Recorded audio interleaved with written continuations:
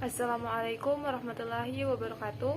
Perkenalkan, nama saya Fidis Kemokodongan dari kelas PAI 3C. Baiklah, saya di sini akan menjelaskan secara singkat tentang kias sebagai dalil hukum. Kias secara etimologi berarti ukuran, membandingkan atau menyamarkan sesuatu dengan apa yang lain. Sedangkan secara istilah, kias artinya sebagai menetapkan hukum terhadap sesuatu perbuatan yang belum ada ketentuannya dan didasarkan pada sesuatu yang sudah ada ketentuannya. Adapun rukun kias menurut usuliyun menetapkan bahwa rukun kias itu ada 4, yaitu asal menurut para pakar merupakan objek yang telah ditetapkan hukumnya oleh ayat Al-Quran, hadis Rasulullah, atau ijma. Yang kedua yaitu far'u, adalah objek yang ditentukan hukumnya yang tidak ada nas atau ijma yang tegas dalam menentukan hukumnya. Berikut yaitu ilat, adalah sifat yang menjadi motif dalam menentukan hukum. Adapun rukun dari kias, yakni ada 4, yaitu menurut para usuliyun menetapkan bahwa rukun kias itu ada 4, yakni asal yang menurut para pakar merupakan objek yang telah ditentukan hukumnya oleh ayat Al-Quran, hadis Rasulullah, dan ijma. Yang kedua yaitu far'u, adalah objek yang ditentukan hukumnya yang tidak ada nas dan ijma yang tegas dalam menentukan hukumnya. Ilat adalah sifat yang menjadi motif dalam menentukan hukum.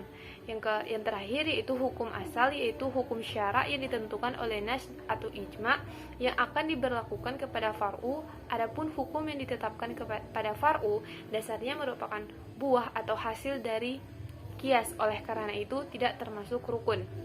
Selanjutnya itu pembagian kias.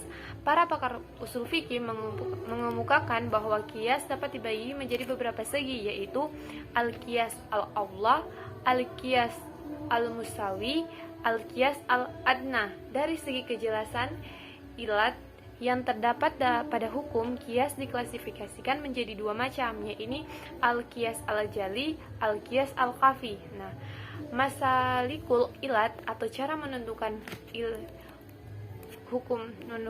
hukum yaitu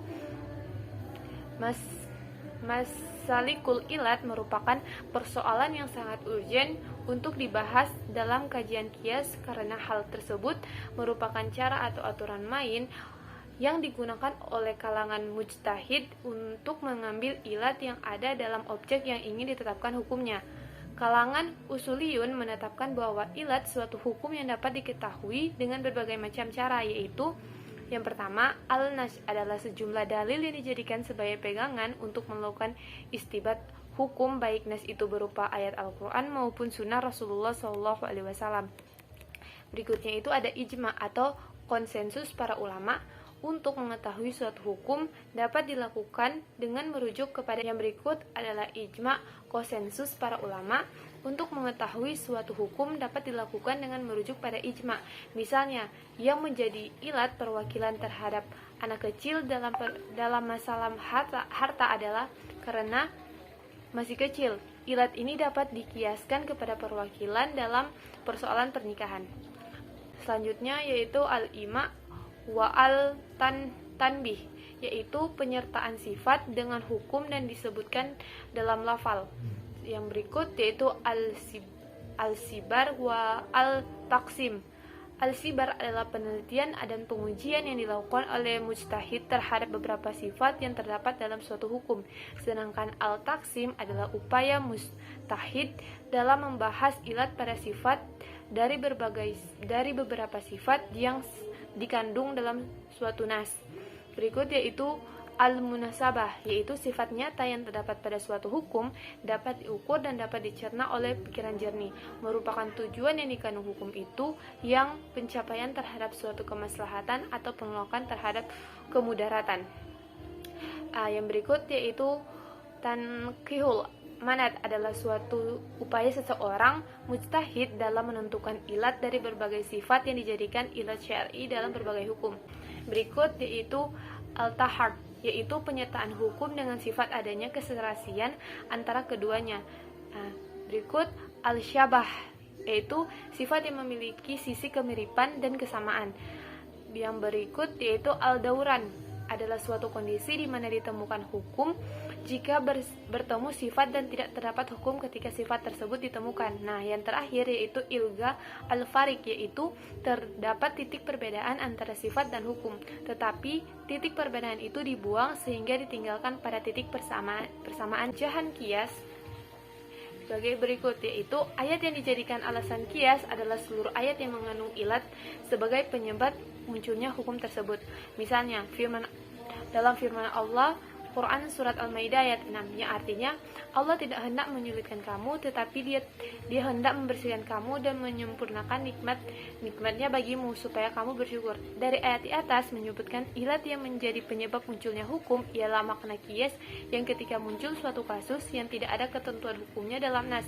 Nah, maka diwajibkan mencari ilat kasus tersebut untuk membandingkannya dengan ilat hukum yang ada dalam nas, dan apabila ternyata ilat sama, maka hukum yang ada dalam nas itu bisa diterapkan pada kasus tersebut. Para ulama yang membolehkan kias menjadi hujjah dalam menentukan hukum syara berarti menciptakan hukum baru yang ditetapkan berdasarkan kias. Aplikasi ilat terhadap perubahan hukum fikih. Allah dalam memberi kitab pada mukallaf yang berupa hukum termuat dalam nas selalu mengandung ilat dan hikmah hukum.